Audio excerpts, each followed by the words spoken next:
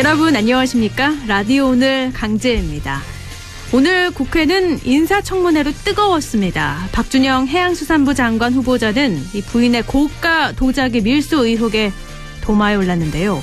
후보자는 도자기와 장식품을 가정생활에 사용했다면서 해명했지만 국민의힘 김선교 의원은 후보자가 궁궐에 살았냐며 공세를 이어갔습니다. 임혜숙 과기부 장관 후보자에겐 더욱 야당의 공세가 거셌는데요. 국민의힘 박대출 의원은 도덕성에 심각한 하자가 많다면서 여자 조국이냐고 한다. 의혹 하자 종합 세트라고 부르지 않을 수 없다라면서 공격을 했습니다. 반면 여당은 방어에 바쁜 모습이었죠. 결격 사유 논란을 반박하고 업무 전문성을 치켜세우며 적극 엄호하는 모습을 보였는데요. 여야의 난타전을 보는 것만 같은 인사청문회입니다. 소리만 요란한 빈술의 청문회는 아니어야 할 텐데 결과 지켜봐야겠습니다. 5월 4일 화요일 라디오 오늘 광고 듣고 시작합니다.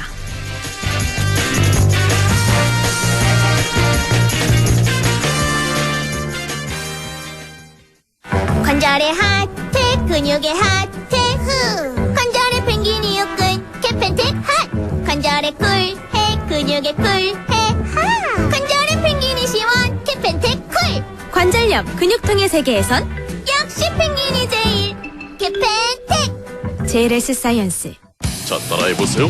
이카운트 ERP 4만원 회계관리, 이카운트 ERP 4만원. 재고관리, 이카운트 ERP 4만원 생산관리. 사업 성공 함께해요. 이카운트 카운트 ERP의 모든 기능을 월 4만원에 드립니다. 이카운트 가입비 부가세 별도. 차도르니 차돌 고소한 맛 좋아. 차도르니 차돌 매콤한 쫄면과 차도르니 차돌 조밥에 싸도 좋아. 점심엔 소불고기, 저녁엔 이차돌. 아는 맛이라서 더 맛있다. 차도르니 차돌. 다양한 무좀 고민엔 티어실. 티어실로 불러버려. 티어실과 모든 무좀. 티어실. 달라버려 티나는 무좀. 티어나는 무좀. 티어실. 무좀이 고민일 때 송가인이 추천하는 무좀약. 티어실 3일제약. 엔픽플에서 하는 홀인원 365일 무제한 도전 무야호. 엔픽플 가입해서 홀인원 성공하면 상금 200만원을 받는다는 거지. 월 2,000원으로 웃고 즐기고 홀인원 하면 나이스 샷. 무제한으로 200만원까지? 엠픽플 지금 다운받아. 남북경제협력의 허브. 파주 센트럴밸리. 파주시 대규모 희망 프로젝트 중 1단계.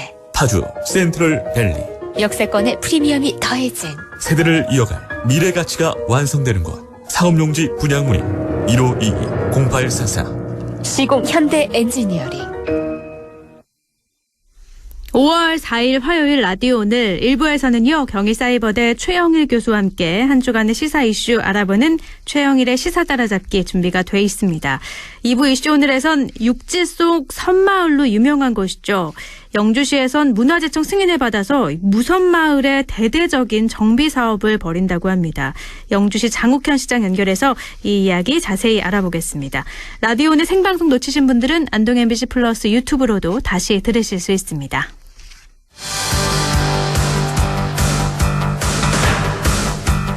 시사 이슈 함께 이야기해봅니다. 시사 따라잡기 최영일 시사평론가와 함께합니다. 안녕하세요. 네, 안녕하세요. 네, 먼저 민주당 이야기부터 좀 할게요. 신임 네네. 당대표로 5선의 송영길 의원이 선출이 됐는데 홍영표 후보하고 0.59%포인트 차이였어요. 정말 그렇습니다. 아슬아슬하게 당선이 됐어요. 종이 한 장 차이로 네. 당대표가 됐고요. 네. 홍영표 의원은 분루를 삼켰다. 언제든 이제 또 당권 도전에 이제 가능성이 높아졌습니다. 네네. 그러면 3파전이라고 했는데 이제 우원식 후보는 망신을 당했느냐? 그렇지 않습니다. 네. 29%를 넘겼거든요. 네. 그러니까 사실 이제 양강구도의 두 후보가 팽팽하고 정말 종이 한 장 차이로 당선이 이 후보에게 당권이 넘어갔습니다만 네. 우원식 후보도 상당히 좀 약진을 했고 네. 저력을 보여준 그러니까 3파전이라는 이름이 정말 별로 구색이 바래지 않은 그런 이제 이 팽팽한 대결이었고요. 네. 그럼 이제 분석들이 나오는 거죠. 왜 송영길 당대표를 선택했겠는가? 네네. 해석이 갈리더라고요. 네, 네. 해석이 갈립니다. 그러니까 이제 뭐 친문과 비문 사이에 가장 일반적인 얘기는 이제 일전에 윤호중 원내대표가 선출이 됐고 네. 비문보다는 친문을 선택하다 보니까 당권은 균형을 잡기 위한 대의원 권리당원들의 좀 이 균형 감각이 작동한 것 아니냐 네. 이런 이야기도 나오고 있고요. 또 사실은 그 송영길 대표가 뭐 이 비문이냐 하면 비문 아니고 초기에는요 범친문으로 분류가 됐거든요. 네네. 86그룹의 이제 맏형격이고 또 이 문재인 정부에서 사실은 대사도 지내고 상당히 이제 중책을 맡았었습니다. 네.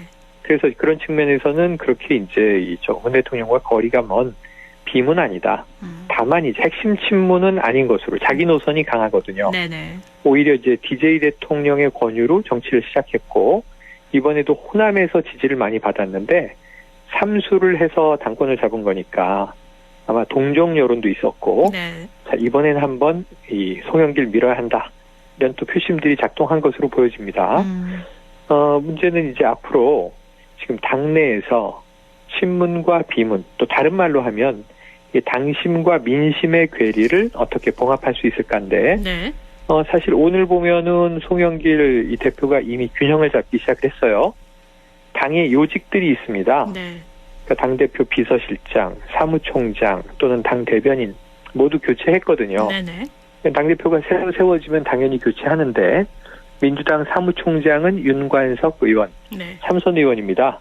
그런데 상당히 이제 친문 그룹은 아닌 거고요. 네. 그리고 이제 비서실장은 김영호 의원인데 서대문 의뢰. 네.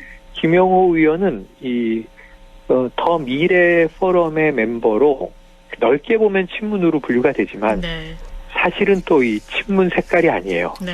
상당히 이제 외교 전문가로 중도적인 인물이라고 볼 수 있어요. 네. 젊었을 때 이제 YS 같은 느낌이기도 합니다. 거기다가 이제 이 수석 대변인도 이제 허영 의원인데 이번에 이제 재선으로 교체가 되면서 네. 전체적으로 당의 요직은 비문색으로 균형을 잡았다. 그러니까 핵심 당직에는 친문은 안 보여요. 네. 네. 왜냐하면 최고위원회가 네. 5명 중에 3명이 친문이거든요. 그렇죠. 예, 거기다 이제 1, 2위를 지금 했던 지금 김용민 의원 1위, 네. 강병원 의원 2위, 예, 이런 이제 의원들이 지금 상당히 이제 또 당대표는 범친문이었지만 네. 최고위원은 친문계가 이제 핵심 위치를 차지하면서 어찌 보면 참 절묘하게 만들어졌는데 그러다 보니까 그 색깔마다 의원들이 지도부에 참여한 이 인사들의 해석이 다 다릅니다. 네. 이걸 이제 송영길 대표가 어떻게 용광로로 녹여낼 수 있을까? 이게 가장 큰 숙제인데 그렇지 않게 되면 지금 문재인 대통령의 국정 지지율과 민주당 지지율이 계속 빠지고 있거든요. 네. 조금 더 가면 이제 레임덕 얘기 나올 수 있는데 그렇죠. 이때 당 내에서 이제 갈등이 초래되거나 혹은 당청 간에 다른 입장이 나오게 되면 상당히 이제 여권으로서는 대선 레이스에서 재미없는 모습이 펼쳐지게 될 가능성도 있습니다. 어떻게 보세요, 그러면? 뭐, 아깝게 낙선한 홍영표 의원과 소수점 차이, 표 차이도 그렇고요. 말씀하신 네. 대로 최고위원 5명 중에 3명이 친문으로 분류가 돼서 친문, 비문 갈등, 그러니까 당신 민심, 팽팽하지 않겠냐, 이렇게 보이는데, 내임덕까지 가게 된다면 이게 큰 문제가 되기도 하잖아요. 그렇습니다. 팽팽하게 갈 것 같습니다. 네. 다만 송영길 대표가 얘기한 것처럼 자, 우리 하나로 간다. 원팀이다. 문재인 대통령도 원팀을 강조했고 송영길 대표도 원팀을 강조했거든요. 네. 지금 뭐 누구도 원팀을 부인하는 사람은 없습니다만 이제 입장 차이가 슬슬 나타날 텐데 네. 이게 어디서 나타날 것이냐. 첫 번째 가장 큰 이제 이 가늠자가 바로 이제 대권 레이스예요. 네. 대선 경선인데 지금 민주당의 당원 당규는 9월에 경선을 하게 돼 있습니다. 네. 그러니까 대선 180일 전에 대선 후보를 정한다. 9월에 지금 정해야 돼요. 네. 근데 왜 이렇게 일찍 정해놨나. 지금 국민의힘도 있긴 있는데 11월에 정하게 돼 있거든요. 네. 그럼 3월이 대선인데 6개월 전에 대권 주자를 정해 놓으면 너무 미리부터 얻어맞는 거 아니냐. 근데 지금 사실은 양강구도의 여야 대권 주자는 뻔하지 않습니까? 네네. 그러다 보니까 이게 9월에 원래 당헌에 있는 대로 경선을 끝내자. 이게 이재명 경기지사 쪽의 이야기예요. 네. 지금 워낙 혼자 유리하죠. 독주 체제. 그렇죠. 민주당 내에서는. 그런데 지금 친문계 혹은 제3후보를 좀 올렸으면 하는 또 입장에서는 왜 9월에 이렇게 일찍 뽑느냐. 그 우리 후보가 노출돼서 괜히 이제 언론에 표적되고 야권에 표적되고 우리도 좀 천천히 완급 조절하면서 뽑자. 경선 미루자. 경선 미루자는 것은 이제 다른 다크호스들에 대한 가능성을 보는 거기 때문에 네. 이재명 지사 입장에서는 조금 불쾌하게 느낄 수 있습니다. 그렇죠. 그래서 9월 대선 경선이 예정대로 진행될 것이냐 미룰 것이냐. 지금 경선 연기론도 솔솔 나오고 있거든요. 네네. 그래서 이게 이제 또 이 친문과 비문, 어찌 보면 비문 안에서도 이재명 지사의 지그룹이 있고 친문은 그냥 이렇게 갈 것이냐. 지금 일전에 이해찬 전 대표와 이낙연 전 대표가 회동을 했어요. 네. 만약에 이해찬 전 대표가 사실은 뭐 친문 좌장이거든요. 친노 친문의 좌장인데 이낙연 전 대표를 밀기로 했으면 당내에서 조금 지지율이 또 변동되는 것 아닌가? 이런 예측도 나옵니다. 네. 하지만 요거는 아직은 설이기 때문에 조금 지켜봐야 확인될 내용이 되겠습니다. 이제 대권 레이스에 돌입할 걸로 보여서 이 부분도 네. 좀 봐야 될 것 같고요. 레임덕 얘기를 계속 했었잖아요. 근데 지금 네네. 문 대통령 국정 지지율, 민주당 지지율이 고전 중이라서 레임덕 직전이다, 뭐 아니다, 역대 대통령이랑 비슷하거나 네네. 높아서 레임덕 아니다 이렇게 나뉘던데 어떻게 보세요? 아직은 아닌데 닥쳐올 가능성은 있죠. 레임덕에 대한 명확한 기준은 없고 네. 국정이 이제 삐그덕 하면은 이 언론들이 레임덕이다 쓰면서 네. 레임덕을 레임덕이 되는 거죠. 만들어버리는 네. 경향이 있어요. 네. 그런데 이제 그래도 여러 분석 전문가들과 이야기를 나눠보면 대략 지지율이 한 25%가 허물어졌을 때, 네. 그러니까 전체 국민의 4분의 1도 지지하지 않을 때, 네. 이거는 이제 너무 낮다. 20%대 지지율에 국정 붕괴된 경우들이 과거 정권에서 많습니다. 그리고 이제 그 이명박 정부에도 있었고 노무현 정부에도 있었거든요. 네. 그리고 두 번째는 지금 차기 대권을 향해서 가는데 이번 정부를 붙들고 가기에는 너무 부담스럽다. 버리자. 혹은 오히려 여당 속의 야당 얘기가 나오면서 오히려 같은 당 내에서 아주 맹비판이 나올 때 네. 이거 레임덕으로 봐야 되는 건데 이게 지금 딱 2007년, 2008년 대선을 생각해 보시면 이 노무현 정부 마지막에 종부세 문제, 뭐 세금 폭탄 나오면서 정말 인기가 떨어졌어요. 네. 그때 20%대였는데 정동영 대선 후보가 야 이게 참여정부를 어떻게 방탄할 수가 없다. 그래서 오히려 맹비판하면서 나왔거든요. 네. 그러니까 민주당도 갈라지고 뭐 당시 이명박 후보는 당연히 이제 이 노무현 정권 실패다 이렇게 규정을 하고 이런 상황에서 뭐 500만 표 이상 차이로 이명박 대통령이 등극을 받습니다. 네. 이런 게 이제 가장 민주당이 뼈아프게 겪었던 레임덕 얘기인데 이때 뭐 패족 선언 얘기도 나오고 지금 이해찬 전 대표도 그때를 잊어서는 안 된다. 2007년 대선을 기억하라 이런 얘기를 하고 있는데 네. 지금 딱 그런 분위기가 민주당 일각에서는 감지가 됩니다. 네. 뭐 똑같다고 볼 수는 없습니다. 네네. 아직은 이 문재인 정부가 버티고 있고 백신 수급도 이제 월요일 날 발표가 나왔고 여러 가지 이제 현안들을 그래도 관리하고 있는데 문제는 이제 오늘 인사청문회 전국에서 네. 지난번 재보선에서 패했던 장면들이 또 한 번 이제 오버랩이 되면서 국민들 비판이 좀 이어질 가능성이 있어 보여서 네. 레임덕은 아직은 아니지만 언제든 닥쳐올 가능성은 있다. 민주당이 이제 어떻게 지금 이 상황을 관리하느냐의 문제다. 이렇게 봐야겠습니다. 네. 인사청문회 얘기가 나와서 이것부터 먼저 네. 여쭐게요. 오늘 뭐 고용노동부, 과학기술정보통신부, 산업자원부, 국토부, 해양수산부 5개 부처 장관 후보자 인사청문회가 열려서 슈퍼 화요일이라고 불리잖아요. 그렇죠. 분위기가 어때요? 분위기 전반적으로 안 좋습니다. 네. 그러니까 이제 국민들이 야당은 처음에 이렇게 생각했을 거예요. 야 이거 왜 하루에 5개를 다 하나? 하루에 하나씩 하면 매일 신문에 네. 이제 인사 문제에 대해서 이제 문정부를 비판할 거리들이 있는데 네. 일주일을 장식할 수 있는데 네. 하루에 다 끝내버리면 너무 이제 아쉽지 않나 그럴 수 있지만 국민들이 보기엔 너무 혼란스러운 상황인데 네. 국회의원들은 어차피 소관 상임위를 중심으로 활동하기 때문에 들어가던 자기 소속 상임위를 가는 겁니다. 네. 뭐 이렇게 아마 오늘 하루 종일 청문회가 열리는 것일 뿐이죠. 동시다발적으로 열리는 것 뿐이지 이게 네네. 네, 뭐한 사람이 두 개 하는 거 아니니까. 네. 근데 언론과 국민만 바쁘죠. 그렇죠. 뉴스가 계속 쏟아져 나오니까 하루 네, 동안. 네. 국토교통이 노영욱 후보자가 어떻다. 네. 뭐 과학기술정보통신위원회 지금 임혜수 후보자가 어떻다. 네. 오늘 계속 그 얘기가 나오고 있는데 그냥 종합해서 보면 이거 한 사람도 정상이 없네 이런 생각이 드는 거예요. 정상이 없네. 네. 근데 왜냐하면 문제가 계속 나오니까요. 너무 지금 많으니까, 임혜수 네. 과기부 장관 후보자 네. 이 문제가 되고 있는 검증 내용 쟁점은 자 해외 학술대회를 국제 학술대회를 출국할 때마다 두 딸을 대동했다. 네. 근데 문제는 이제 비용은 개인 비용으로 처리했습니다. 이게 오늘 이제 증빙이 돼야 되는 대목인데 네. 그러면 왜 학술대회는 공적인 업무인데 가족들을 동행했느냐. 그럼 딸들은 뭐 따로 투어를 하고 정말 임 후보자는 학술대회에 충실했느냐. 이제 이런 문제 제기가 있을 수 있겠죠. 네. 혹시라도 이제 공비와 사비가 섞였다면 이건 또 큰일 날 일이 벌어지는 거죠. 그렇죠. 공비로 네. 가족이 썼다면 큰일 날 일이죠. 네. 네. 그리고 2004년에 이제 대방동의 아파트 사고 파는 과정에서 다운 계약서를 2번 썼다. 네. 이건 조금 오래된 일이기도 하고 후보자가 그 당시에 법은 이게 불법이 아니었지만 지금 국민 눈높이엔 맞지 않아서 죄송합니다 이렇게 했는데 그 다음에 이제 위장 전입도 건이 터졌고요. 네. 의혹이. 네. 그리고 또 서초동 아파트의 시세 차익을 많이 남겼어요. 네.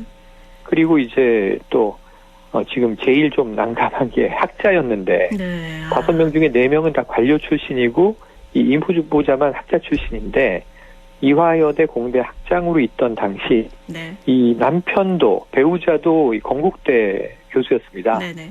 같은 분야에서 만난 커플이거든요. 네.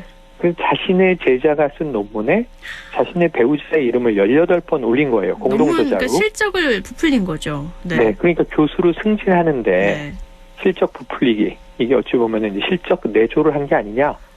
이 비판은 좀 학자로서는 비윤리성에 해당하기 때문에 네.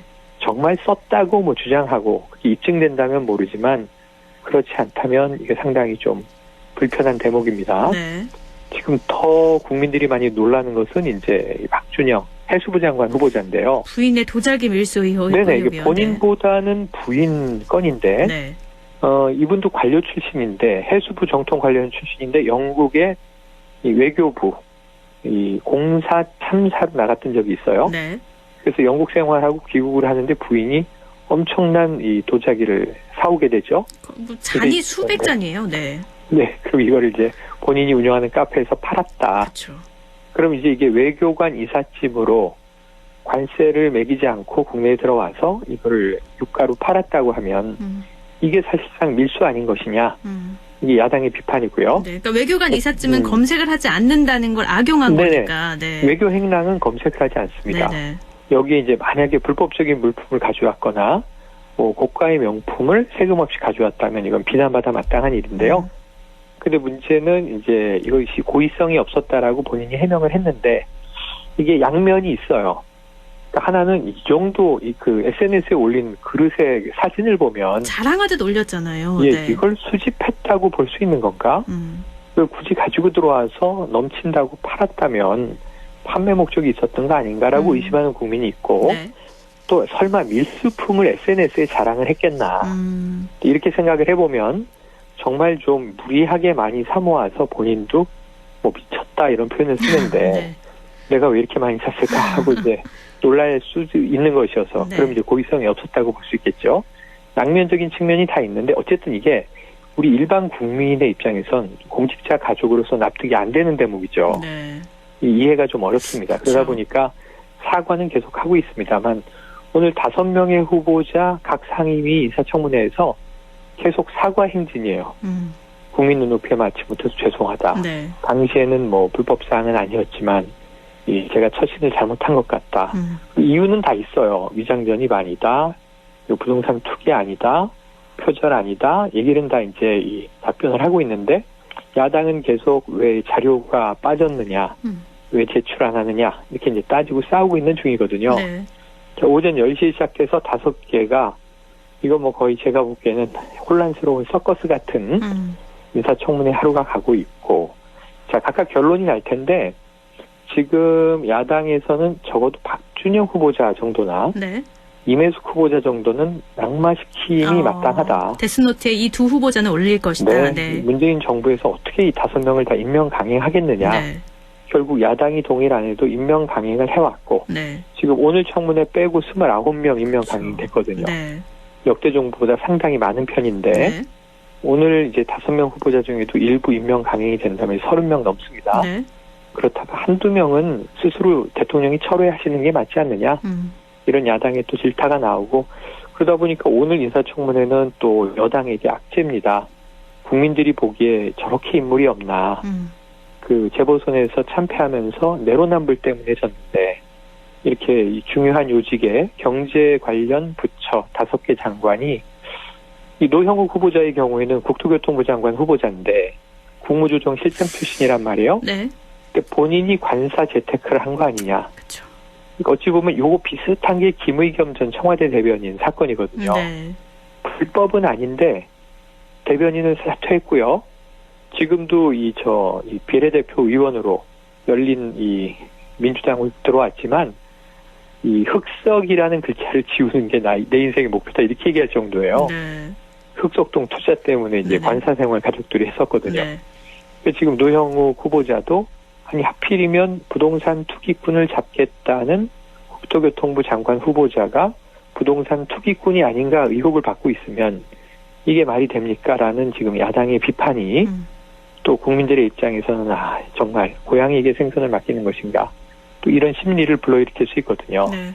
그래서 어쨌든 이제 이번 정부 마지막 이 대폭 개각일 텐데 부득이한 경우에 교체되는 경우를 빼고는 지금 5개 부처 장관들이 좀 곤욕을 치르고 있다 이렇게 볼 수 있겠고요. 내일 하루 쉬고 그다음에 이제 인사청문 경과 보고서 채택 여부를 여야가 이제 합의하는 과정을 지켜보고 또는 뭐 한두 명은 합의 처리해 줄 수도 있습니다. 5명 중에서요. 왜냐하면 야당 네. 입장에서도 지금 지도부가 새로 세워졌기 때문에 네. 투쟁 일변도로 나가는 게 좋은가? 국민들이 또 저 봐라 야당은 발목만 잡는다 이런 이미지를 좀 벗어나야 하지 않는가라는 고민도 있을 거예요. 네. 그것은 이제 이 어린이날 이후를 보되 사실 6일이 되면 드디어 이제 김부겸 국무총리 후보자 인사청문회가 6일, 7일 양일 동안 이어지기 때문에 이번 주는 내내 청문 정국이 될 것 같습니다.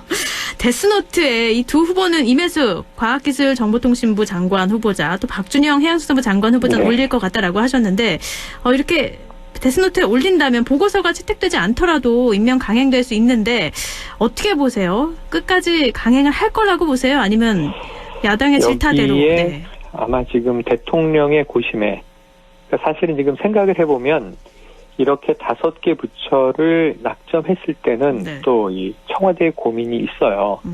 뭐냐면 이제 레임덕이냐 아니냐도 아까 따져봤지만 레임덕이든 아니든 마지막 임기에는 공무원들이 일을 안 합니다. 복지부동이라고 하죠. 아유 다음 정권의 정책이 어떻게 될지 모르는데 지금 열심히 일할 때가 아니지 눈치 볼 때지 그러고 일을 안 하는데 네. 문재인 정부는 이제 성과를 내야 되는 때거든요. 네. 이게 백신 접종이든 집단 면역이든 경제든 네. 성과를 내야만 하는 마지막 해기 때문에 일을 돌려야 되고 공무원들은 납작 엎드려 있고 그래서 지금 관료 출신 그 부처를 가장 잘하는 고위공직자를 장관에 앉혀서 일을 이제 밀어나가기 위한 조치예요. 네. 그런데 문제는 이렇게 이제 영이 안 선다 그러죠. 장관이 되면서 이제 망신을 당하고 장관이 되면 또 이렇게 다그칠 수 있겠냐 이거죠. 일하는데. 네. 국토교통부 LH는 장관님도 하셨잖아요. 뭐 이렇게 나와버리면 되게 이상해지는 거죠. 네. 그래서 어쩌면 결국은 실효성이 문제인데 아마 문재인 대통령 측근에 이번에 이철희 정무수석이나 송영길 당대표 같은 쪽에서는 오늘 청와대에 전가를 넣고 있을 수 있습니다. 이 한두 명은 안 되겠습니다. 지명을 철회하는 게 차라리 낫지 않겠습니까? 네. 근데 일단 오늘 청문회가 쭉 진행되고 있으니까 밤 늦게까지 지켜보고 청와대가 과연 한두 명을 지명 철회할 것인가. 이게 대통령이 지금 조금 이제 민심을 상당히 챙기고 있는 것이 2019년에 벌어졌던 이 30대 남성이 대통령을 상당히 비방하는 전단을 국회에서 뿌렸다가 네. 최근에 이 모욕죄로 이제 기소 의견으로 송치된 게 알려졌거든요. 네네. 근데 모욕죄는 친고죄다 보니까 문재인 대통령 평소에 대통령은 욕먹는 자리다. 모욕죄는 없어져야 한다 하시던 분인데 인권 변호사였는데 본인이 대통령이 되니까 이게 30대 시민을 그냥 고소하고 이래도 되는 거냐? 표현의 자유는 뭐냐? 그리고 비판에 직면했어요. 네. 오늘 청와대에서 나온 소식이 고소 취하에 있습니다.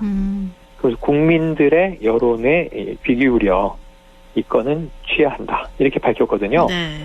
그러니까 지금 상당히 이제 민심을 반영하려는 노력을 청와대가 이제 하고 있는 상황인데, 자, 이제 인사청문 정국에서 혹시 후보자 철회라는 또 이 어떤 극단의 카드가 나오는지는 오늘과 내일 지켜봐야 될 것 같네요. 네, 오늘과 내일 지켜보고 6일, 7일도 김부겸 장관 인사청문회 있어서 그렇습니다. 이 부분도 또 살펴봐야 될 것 같고요.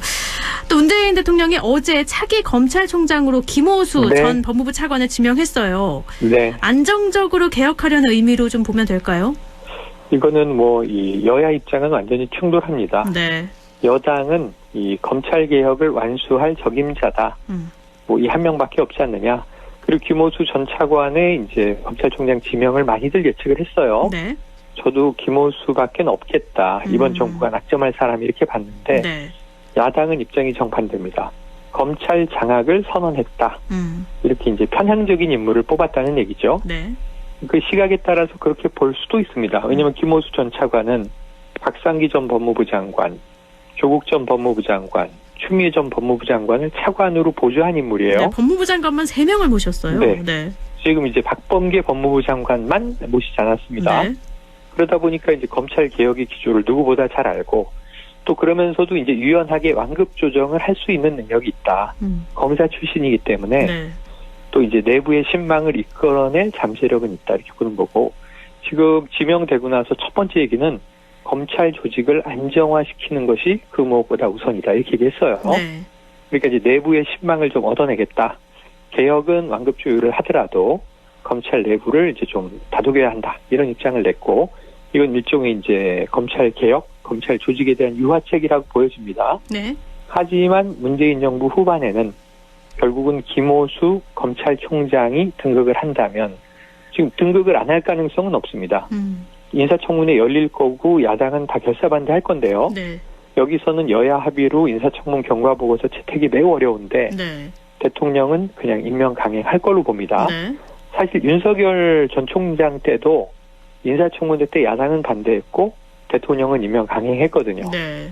그러고 나서 이제 아주 중요한 게 다들 문재인 정부의 마지막 검찰총장이기 때문에 성과를 내야 하는 어떤 중차대한 과제를 맡고 있다. 근데 이거보다 더 중요한 게 있어요. 뭔가요? 내년 5월까지가 문 대통령 임기가 끝입니다. 네. 3월에 대선하고.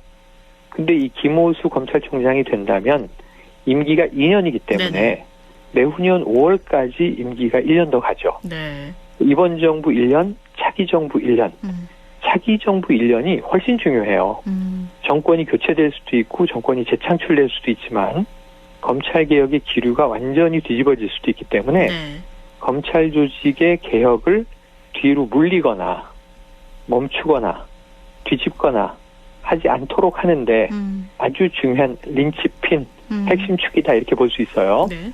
그렇기 때문에 어쩌면 이제 다른 그냥 무난한 인물들보다는 개혁을 이해하고 추진할 수 있는 인물을 이번 정권과 다음 정권을 가로지르면서 쐐기를 박아놓게 되는 거 아니냐.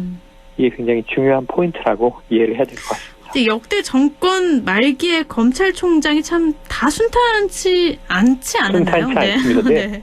아유, 박근혜 정권 보시면 네. 최동국 검찰총장은 인사청문회 때 여야 의원들 모두 야 파도 미담만 나오는 남자다. 파도남 이렇게 별명을 붙였는데 검찰 내부의 신망도 좋았거든요. 네. 그런데 이제 국가기관 대선 개입을 당시 윤석열 검사를 비롯해서 중단 없이 파다 보니까 갑자기 그 당시에 지금하고 비슷해요. 네. 여당 의원들이 검찰총장을 맹비판하면서 혼외자 문제가 터져나왔고 네. 여러 가지 모욕적인 이제 언론 비사가 쏟아져 나오면서 결국 그만두지 않을 수 없게 만들었었죠. 네. 네. 그래서 정권 초기에 검찰총장은 그때 이례적인 것은 그 이전 정권에서 임명한 검찰총장이 아니라 이제 박근혜 대통령이 임명한 검찰총장도 이 청와대 뜻대로 움직이지 않으면 서슬퍼런 칼에 맞는다는 걸 우리가 네. 종종 봅니다. 네. 그렇게 보면 이제 검찰과 정권의 관계는 좀 긴장 관계로 시작한다. 이렇게 봐야 할 것 같습니다. 네, 오늘은 여기까지 듣죠. 다음 주에는 또 인사청문회 얘기도 더 해야 될 것 같고요. 그럼요. 네, 얘기 나눌 게 더 많을 것 같아요. 네. 알겠습니다. 오늘 말씀 고맙습니다. 네, 고맙습니다. 네, 최영일 시사평론가였습니다. 라디오 오늘 1부는 여기까지고요. 잠시 후에 2부에서 뵐게요.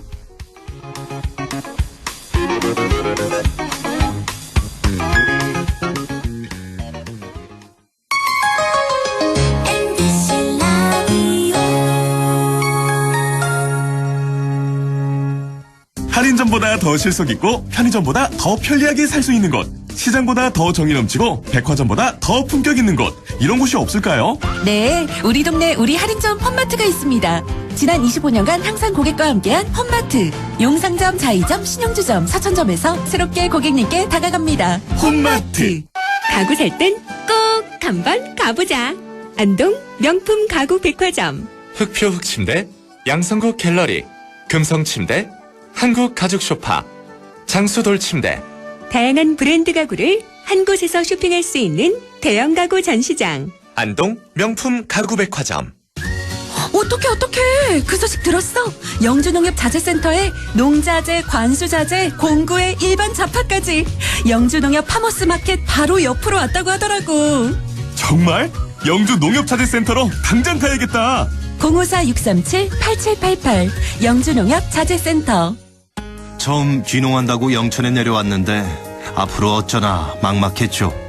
그런데 체계적인 교육 시스템도 있고 도와주시는 분들도 많고 이제는 좋습니다. 다시 결정해도 영천으로 올 것 같아요. 전원생활의 꿈 귀농기촌 1번지 영천시가 함께합니다.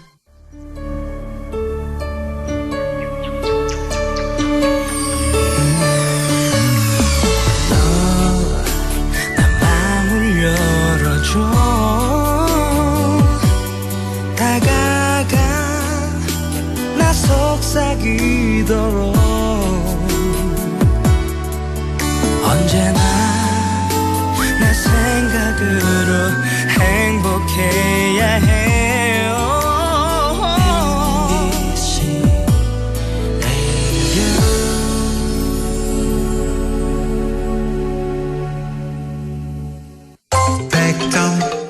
MBC 라디오 MBC 라디오.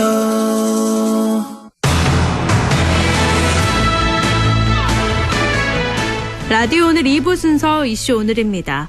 내성천 물줄기가 3면을 휘돌아 흐르는 육지 속 섬마을, 무섬마을이 대대적인 정비를 앞두고 있고요. 영주시에서는 문화재청 승인을 받아서 내년부터 무섬마을 정비 사업을 벌이게 되는데요. 이 부분 알아보겠습니다. 영주시 장욱현 시장 연결합니다. 시장님 오랜만입니다. 안녕하세요. 네, 안녕하세요. 네. 시장 장욱현입니다. 네, 요즘도 많이 바쁘시죠? 네, 그렇습니다. 네. 요즘 뭐 경북의 코로나 상황이 심상치 않은데 영주는 어떤가요? 가족 접촉으로 일주일에 한두 명씩 이제 발생하고 있습니다. 영주에서 나온 건 아니고 이제 그 가족들. 예, 다른 외부에 있는 가족들하고 이제 그렇군요. 접촉으로. 네. 네. 본격적인 이야기 좀 앞서서요. 천혜의 자연 조건을 자랑하는 무섬마을. 이 무섬마을이 대대적인 정비에 들어간다고 하는데 먼저 무섬마을에 대해서 소개 좀 부탁드릴게요. 네, 먼저 우리 영주에는 소백산과 유네스코 세계유산인 부석사 그리고 서서원을 비롯해서 자랑거리가 참 많은데요. 네. 그 중에 한 곳이 무섬마을입니다. 이 마을의 3면을 내성천이 휘감고 있는 육지 속의 섬마을로 물 위에 떠 있는 섬이라는 뜻에서 무섬마을이라고 이름이 붙여졌고요. 네. 시집 갈 때 가마 타고 한번 오고 또 죽었을 때 상여 타고 한번 나간다는 이야기가 전해져 왔습니다. 네. 이 마을과 육지를 잇는 전통적인 방식인 이 외나무 다리가 현재까지 그 모습 그대로 이어져 내려오고 있고요. 이 아름다운 풍경을 만들어내서 영화와 드라마 그리고 광고의 배경이 되는 것은 물론이고 사진을 찍는 많은 작가들의 촬영지로도 사랑을 받고 있죠. 네. 역사적으로도 중요성을 인정받아서 2013년에 국가민속문화재로 지정이 되었는데 한 마을이 문화재청의 보호와 관리를 받고 있는 경우는 전국에 7곳밖에 없고요. 네. 그 중에 하나가 이제 무섬마을입니다. 네네. 무섬마을은 17세기부터 시작된 반남 박씨와 예안 김씨의 집성촌으로 120여 가구에 막 500명 이상이 살았을 정도로 번성한 마을이었는데요. 네. 조선시대에는 수많은 선비를 배출한 지역으로 손꼽혔고요. 또 유명한 것은 흥선대원군 친필 현판이 있는 해우당과 또 조선 현종 7년에 지은 유서 깊은 한옥 만죽제 등 경상북도 문화재로 지정된 가옥 7채와 일제강점기에 항일운동 본거지 역할을 했다는 아도소속도 자리를 하고 있습니다. 네, 말씀하시죠. 무선마을은 면적 대비해서 전국에서 가장 많은 항일운동 독립운동가를 배출한 마을로도 유명한데요. 네. 이 조그마한 마을에 독립유공자가 5명이나 배출되었습니다. 100년이 넘는 가옥도 많이 지금 현재까지 있는 걸로 알고 있는데요. 그렇습니다. 네네. 최근 영주 무선마을 종합정비계획이 문화재청으로부터 승인이 된 거잖아요. 그렇습니다. 네. 그럼 이제 어떤 지원을 받게 되는 건가요? 먼저 문화재보호법에서는 문화재의 보존과 관리 그리고 활용을 위해서 종합적인 기본계획을 수립하도록 하고 있는데요. 네. 그 무선마을의 보존과 관리 활용을 위한 종합정비계획을 수립해서 이번에 문화재청으로부터 승인을 받았습니다. 네. 쉽게 말해서 무선마을이 지닌 전통적 가치를 유지시키고 발전시켜 나가기 위한 다양한 사업에 대해서 국가가 예산을 지원할 수 있다는 근거를 마련했다고 생각하시면 될 것 같은데요. 네. 이에 따라서 영주시는 앞으로 무선마을의 각종 정비 사업을 추진하고 전체 사업비 가운데 국비 70%, 도비 15%, 총 85%의 국도비를 지원받아 사업을 추진하게 되는데요. 네. 내년도인 2022년부터 26년까지 5년간 국비 83억 원, 도비 18억 원 등 총 사업비 119억 원을 투입하여 무선마을 정비 사업을 추진할 계획으로 있습니다. 그럼 이 무선마을 종합 정비가 어떤 식으로 추진이 되는 건가요? 추진 배경에 대해서 자세히 말씀드리면 네네. 앞서 말씀드렸듯이 현행 문화재보호법상 문화재의 보존과 관리 활용을 위해서는 종합정비계획을 수립하도록 되어 있는데 계획 수립 비용을 문화재청과 경상북도로부터 지원받고 네. 문화재청 문화재위원회의 검토를 거쳐서 지난 4월 19일 날 문화재청으로 승인을 얻었는데요. 네. 설계에서 시공에 이르기까지 계속 문화재위원과 문화재청의 검토와 승인을 받아 사업을 추진하게 될 것이고 네. 무선마을은 관광지이기도 하지만 주민들이 현재 살아가는 삶의 터전이기도 합니다. 따라서 영주시는 계획 수립 과정에서 마을 주민의 의견을 최대한 반영하면서도 관광객의 수요를 충족시킬 수 있도록 노력할 것입니다. 네. 또한 고증을 통해서 민속마을로서의 가치를 유지하고 마을 경관을 저해하지 않는 선에서 관광 기반 시설을 마련할 계획인데요. 네. 마을 전체가 문화재라는 점에서 문화재로서의 가치를 보존하고 유지시켜 나가는 것에 가장 중점을 두고 사업을 추진해 나가겠습니다. 고증을 통해서 민속마을의 가치를 유지하면서 마을 경관을 저해하지 않는 선이라고 말씀을 하셨는데 그러면 이번 종합정비계획에는 어떤 내용들이 담겨 있는지도 좀 알려주시죠. 이번에 수립된 종합정비계획은 내년 2022년부터 2026년까지 5년 단위 사업으로 추진되는데요. 네.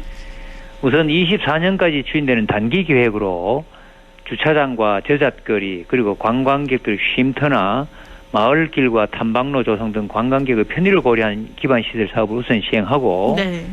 25년부터 26년까지는 중기 계획으로 마을 주변의 식생과 조명시설 설비 그리고 에코브릿지 설치 등 마을 경관 복원을 위한 각종 사업이 포함되어 있습니다. 조금 더 편하고 쾌적하게 관광을 할 수 있다고 봐도 되겠네요. 그렇습니다. 또 무선마을이라고 하면 이 내성천을 쫙 가로지르는 외나무 다리가 명물이잖아요. 예. 이 다리는 어떻게 되나요? 이 무선마을의 외나무 다리는 풍경적인 아름다움도 있지만 마을을 대표하는 상징물로서 한국의 아름다운 길 100선에 선정이 되어 있고요. 네네. 따라서 절대로 없어지거나 형태가 바뀐다거나 하는 일은 없을 것이고 무선마을을 방문하시는 분들이 앞으로도 외나무 다리를 원형 그대로 볼 수 있도록 유지시켜 나갈 것입니다. 네. 앞서도 잠깐 말씀드렸습니다만 외나무 다리는 이야기를 품고 있습니다. 현재는 무선마을과 강 건너편을 이어주는 다리가 조성되어 있지만 과거에는 외나무 다리가 마을과 외부를 이어주는 유일한 통로였습니다. 네. 간혹 다리를 건너기가 무섭다고 하시는 분들이 있는데요. 네네. 지금의 외나무 다리는 사람이 건너기 쉽도록 폭이 넓어진 것이고요. 예전에는 지금보다 폭이 훨씬 좁아서 긴 장대에 의지하여 건넜다고도 전해지고 있습니다. 네. 방송 들으시는 여러분들께서도 꼭 한번 다리를 건너보는 경험을 해보시기를 강추합니다. 네, 강추하셨는데 많은 분들이 이미 건너셔기도 하셨을 텐데 혹시 안 가보셨다면 네. 시장님 추천이니까 꼭 가보시길 저도 또 추천을 드립니다. 네, 네. 그리고 또 없어지는 거 아니라니까 정말 다행이기도 하고요. 네, 네. 이 마을 안에 가옥들도 있잖아요. 아까도 말씀드렸다시피 뭐 100년도 넘는 가옥들이 있는데 이건 어떻게 정비가 되나요? 이 무선마을은 민속촌과 같이 비어진 곳이 아닙니다. 현재 주민들이 실제로 거주하고 있는 곳이기 때문에 네. 정주 여건 개선과도 밀접히 연관되어 있어서 주민들의 관심이 매우 높습니다. 네. 그래서 무선마을 내에 있는 모든 가옥은 그 자체로 문화재이기 때문에 원형대로 보존하는 것을 원칙으로 하고 네. 변형된 가옥은 원형 고증을 거쳐서 회복할 예정입니다.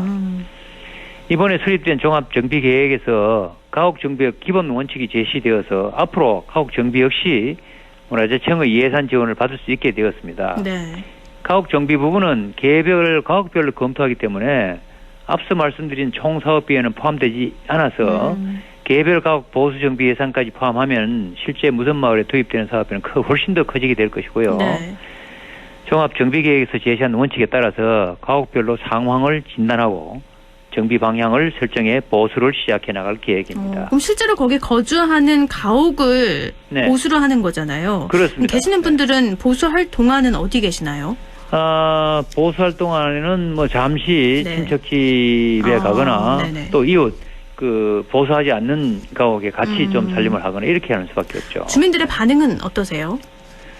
반응은 정말 기대가 크죠. 이 2013년도에 민속마을로 지정이 됐지만 그간에 부족했던 점이 많이 있거든요. 따라서 이번 기회에 주민들은 정말 무선마을에 대한 이 굉장한 기대를 갖고 있습니다. 사실 문화재로 지정이 돼 있어서 불편해서 수리하고 싶어도 마음대로 수리도 할 수 있는 부분이 아니었잖아요. 그렇습니다. 네. 네. 이번에는 이렇게 종합정비계획에 따라서 원칙에 네. 맞게 정비가 되니까 아마 주민분들도 만족도가 높으실 것 같은데 네. 앞으로 무선마을 종합정비가 이뤄지면 어떤 네. 효과를 좀 기대하고 계시나요?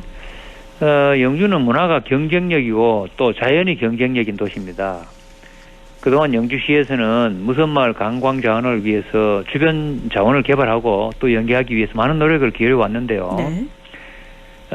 영주시 자전거 공원에서 무선마을로 이어지는 약 13km의 자전거 길과 무선마을 강 건너편의 데크로드 트레킹 길을 조성했고요.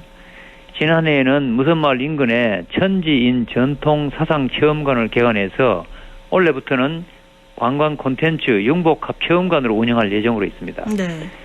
또한 영주댐은 주변 관광 활성화 사업과도 연계도 모색을 하고 있는데 무엇보다도 중요한 것은 무선마을 자체를 잘 보존하고 가꾸어 나가는 것이라고 생각합니다.